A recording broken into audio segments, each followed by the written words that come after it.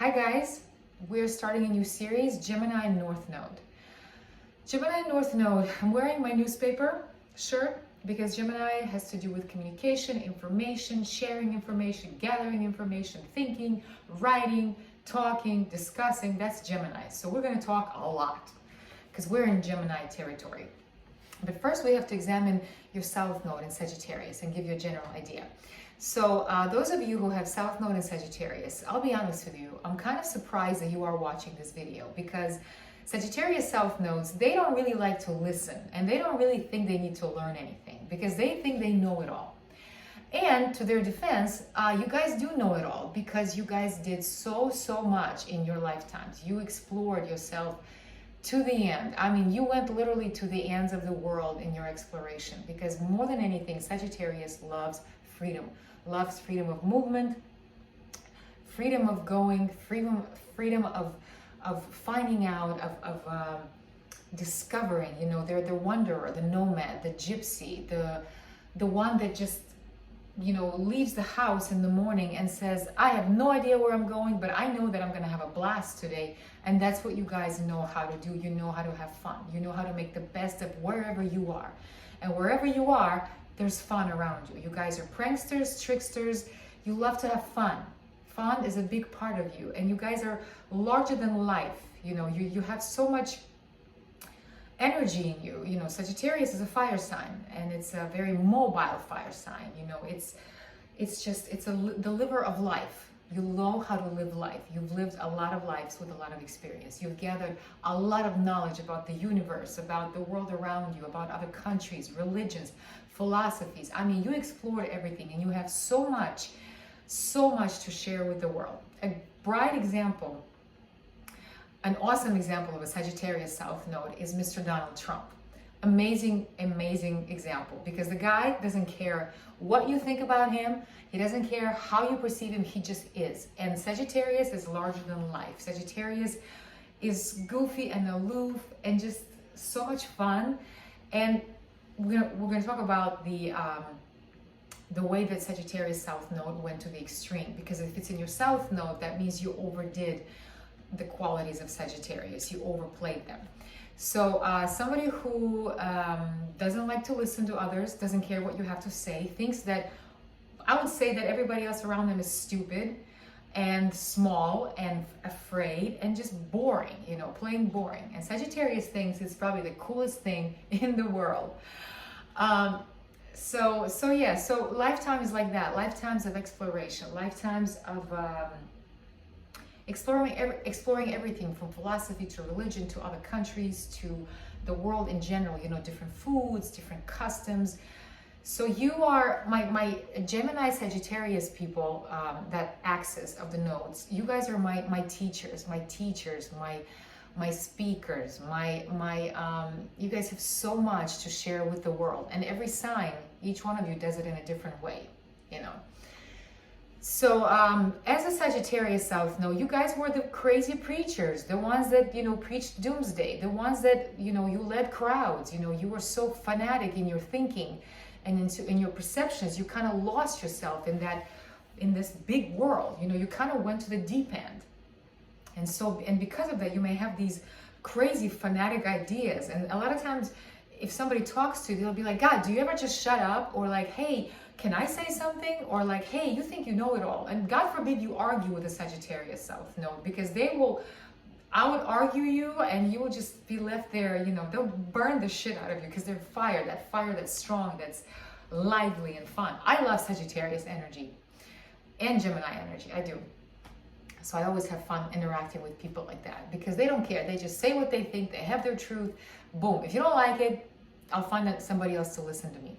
So this brings me to the North Node in Gemini. So if you guys preached and taught and had everybody listen to you, in this lifetime, you're more about kind of contracting your world, but not in a sense of making it small, but just really paying attention to details.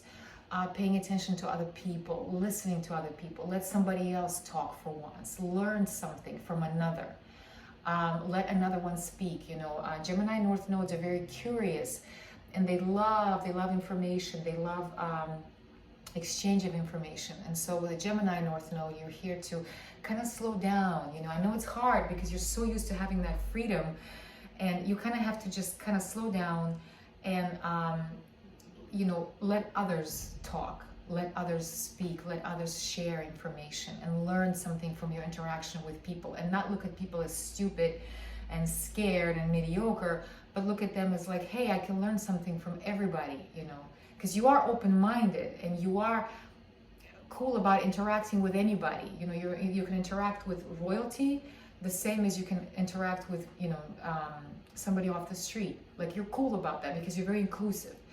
So in Gemini, you really have to open your mind to, you know, get to know the world around you, but through interaction with others, through interaction, exchanging ideas, exchanging information, listening, not so much talking and being the loudest one in the room, but listening and learning from others, you know, asking questions about others. Hey, what do you think about this? Instead of telling them, hey, let me tell you what you should do with your life. Let me tell you what's right, what's the truth. No, you know, ask the guy, hey, what do you think? How do you see the situation and why? And that would be the beauty. So I know I talked a lot about Sagittarius South Node, not a lot about Gemini North Node, but we're going to talk about it more when we go through all the houses so you can get a better idea. Okay? All right. Come along. North Node in Gemini in the first house. So with North Node in Gemini in the first house, that means your South Node was in Sagittarius in the 7th house. So what does that mean? Let's think of a few scenarios. That means you had a lot of lifetimes and memories, experiences of your interactions with others, partnerships, business partnerships, romantic partnerships. You approach them in a Sagittarius way. So what does that mean? That means that you were probably the, maybe not so much, you didn't want to be tied down, I would say. With Sagittarius in the 7th, that means you kind of wanted to do your own thing, and maybe you didn't really want to have a close-knit partnership. You wanted your freedom. You know, freedom was really big for you in your relationships, and you maybe left a lot of relationships and just never really took them, you know, never really played it out because you were either got bored really quickly. Sagittarius can get bored. Sagittarius is always looking for new experiences, exciting experiences, and he always says, okay, who's with me? So in the South Node in the 7th, that means you probably, you know, maybe saw relationships as like, you know, as a noose around your neck, as a ball and chain. You know, you wanted freedom, you wanted to explore. So maybe you were either had multiple partners, which is actually normal nowadays. But in the past, if we think about past lives, you know, at that time, you know, everything was kind of valued, you know, one partner for life, forever. In your case, that was very limiting and stifling and, you know, stuffy. And you probably had multiple partners. Maybe you didn't really spend a lot of time in one relationship. Maybe you just came and went, and you kind of created a lot of chaos for the people around you. You know, they didn't feel any stability with you. Another aspect of Sagittarius in the 7th would be a lot of focus on, if you were indeed in a partnership, a lot of kind of selfish focus on what I think is right and this is how we should live our life. And you, because I see Sagittarius as dominant, you know, any fire sign in the past, in another lifetime, is going to play a dominant role, no matter where it's at. So I see you as being domineering in your opinions, domineering your partners, your romantic partners, business partners, kind of saying it's my way or the highway, and this is the truth, and you guys are stupid, and you should listen to me. So you probably alienated a lot of people. They kind of were like, God, I just can't work with you because it's always about you. You know, it's always about how you want. It's always about how you see things. So it's probably hard for people to you know, get along with you. Now, the ones that didn't have a lot of say, they went along with you.